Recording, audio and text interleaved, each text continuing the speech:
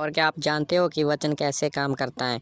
और आज भी जैसे कि एक विश्वासी जो कि आज भी प्रार्थना में करता है, उनके प्रार्थना का उत्तर नहीं आता है। और आज मैं आपको बताऊंगा कि अगर आप जल्दी उसका रिज़ल्ट चाहते हो, जल्दी उत्तर चाहते हो, तो आज जब भी मैं आपको इस वचन के बारे में बताऊंगा, तो आज ही अपनी प्रार्थना का आप जल्दी उसको रिज़ल्ट को देखोगे, जल्दी उत्तर को देखोगे।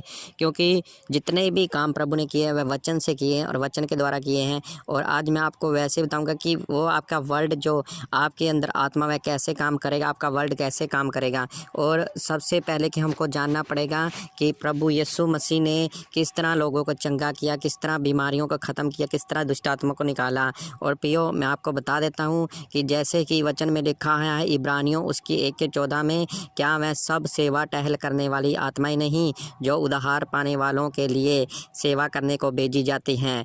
वह स्वर्गदूतों के बारे में बात हो रही है, स्वर्गदूतों के बारे में, स्वर्गदूत कैसे काम करते हैं। क्योंकि कई पास्टर कहते हैं कि जो स्वर्गदूत है वह पुराने नियम में काम करते थे लेकिन नए नियम में नहीं काम करते। मैं आपको बता दूं कि स्वर्गदूत आज भी काम करते हैं। और वचन जो मैं आपको बता रहा हूँ वो नए नियम से मैं आपको बता रहा हूँ। इब्रानियों उसकी 1:14 में लिखा है, क्या वह सब सेवा टहल करने वाली आत्माएं नहीं जो उद्धार पाने वालों के लिए सेवा करने को भेजी जाती हैं। उद्धार पाने मतलब कि आपका कोई भी काम अगर रुका हुआ है, जैसा भी काम रुका हुआ है, जैसी भी कोई प्रॉब्लम, जैसी कोई बीमारी, कोई भी विपता है, तो वो आप वचन के द्वारा जब इन वचनों को रिलीज़ करोगे उस चीज़ के ऊपर, तो आप अपनी लाइफ में तभी आप रिजल्ट को देखोगे। जब आप कहोगे प्रभु तेरे वचन में लिखा है, जैसे कि इब्रानियों 1:14 में, क्या मैं सब सेवा टहल करने वाली आत्माएं नहीं जो उद्धार पाने वालों के लिए रखा गया। तो आप इन वचनों को जब इस्तेमाल करोगे तभी अपनी लाइफ में उस रिजल्ट को देखो। जैसे इब्रानियों उसके 2:7 में लिखा है,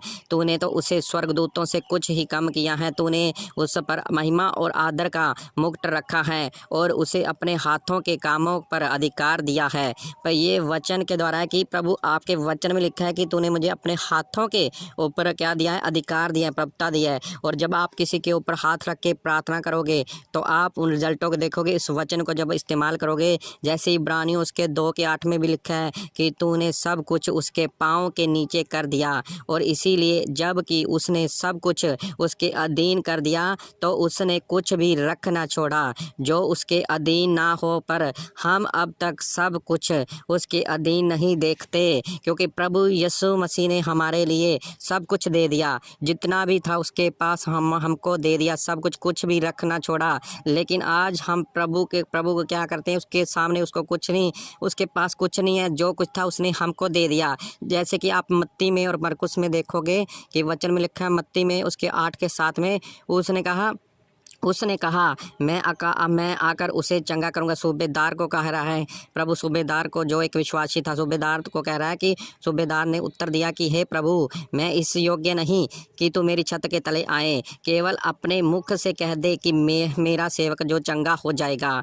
तो वो क्या था कि सूबेदार जानता था कि प्रभु यीशु मसीह के साथ स्वर्गदूत काम करते हैं। वो कहता यहीं से अपने मुख से कह दे तो वह चंगा हो जाएगा, क्योंकि मैं भी एक परदानी मनुष्य हूँ और सिपाही मेरे हाथ में है। और जब एक से कहता हूँ कि जा तो वह जाता है, दूसरे कहता हूँ आ तो वह आता है, तीसरे को कहता हूँ ये कर तो वह करता है। उसी तरह तू अपने मुख से कह दे तो वह चंगा हो जाएगा।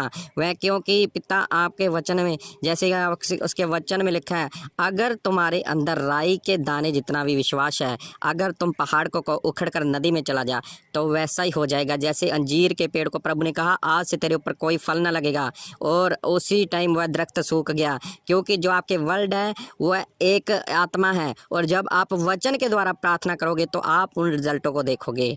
और प्रियो, ऐसे वचन के द्वारा जब प्रार्थना करोगे आप आशीष को देखोगे। और सभी को गॉड ब्लेस यू। जय मसीह की।